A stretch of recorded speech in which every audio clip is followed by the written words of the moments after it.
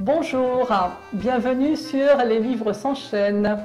Aujourd'hui, je vous présente Le Sanctuaire de Laurine Roux, paru aux éditions du Sonneur. Pour la deuxième fois, Laurine Roux nous entraîne dans un univers de contes, mélange de rêves multiples qui tournent parfois au cauchemar, quelque chose de très ouateux, dans lequel le ciel, les nuages et les éléments tiennent une place importante, et le tout raconté dans une langue que je trouve particulièrement habile et mélodieuse. Alors de quoi ça parle ? On est dans un monde post-apocalyptique. Un virus est passé et a détruit l'humanité. L'humanité s'est écroulée sur elle-même et il reste très peu de survivants. Dans le creux des montagnes, dans un endroit appelé par eux-mêmes le sanctuaire, une famille s'est installée et résiste depuis de nombreuses années. Cette famille est constituée du père, de la mère et de deux filles, June et Gemma. Dans la vie d'avant, le père était sculpteur, un sculpteur réputé et célèbre. Et puis, tout a basculé d'un coup, le temps d'un nuage. Il y a un nuage qui est passé et les cadavres ont commencé à s'amonceler et à s'empiler.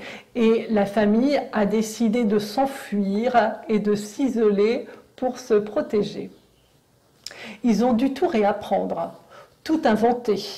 Ils avaient les connaissances intellectuelles, mais pas les connaissances du terrain. Donc, ils ont dû apprendre à faire germer des graines, à faire pousser des légumes, à coudre les vêtements.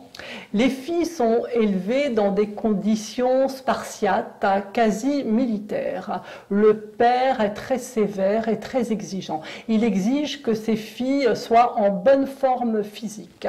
Il leur apprend à fabriquer des arcs, à fabriquer des flèches.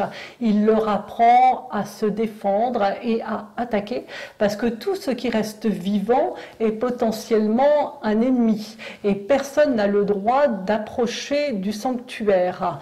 Tout ce qui s'approche du sanctuaire doit être exterminé.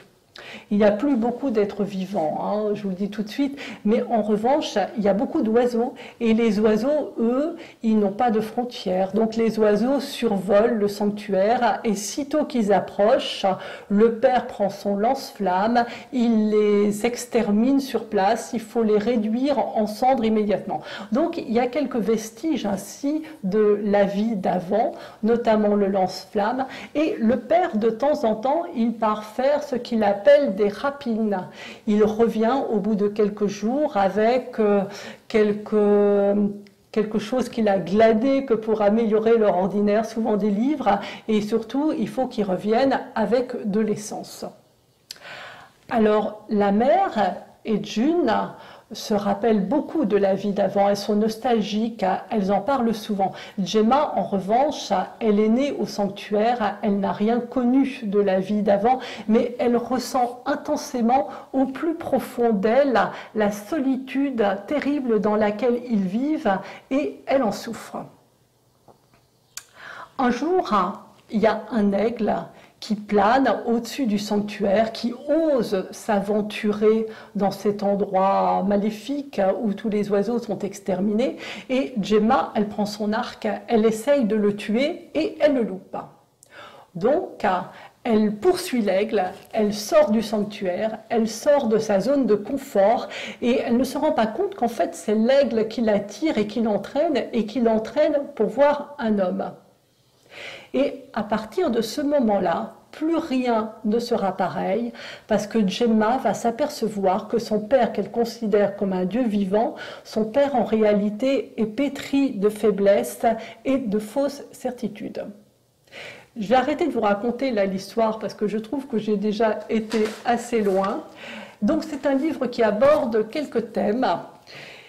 Les enfants qui, en grandissant, se posent des questions sur le bien fondé de l'attitude des adultes, les conséquences psychologiques liées à l'isolement, la folie qui grignote peu à peu les esprits contraints à l'isolement et le sens du devoir filial.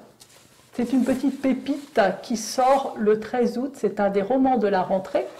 Je vais juste vous dire un mot sur Une immense sensation de calme, qui était le premier livre, le premier roman de Laurine Roux, qui est sorti il y a 2 ans et qui pour moi a été un véritable coup de cœur. Je vais vous lire ce qui en a été dit de plus beau.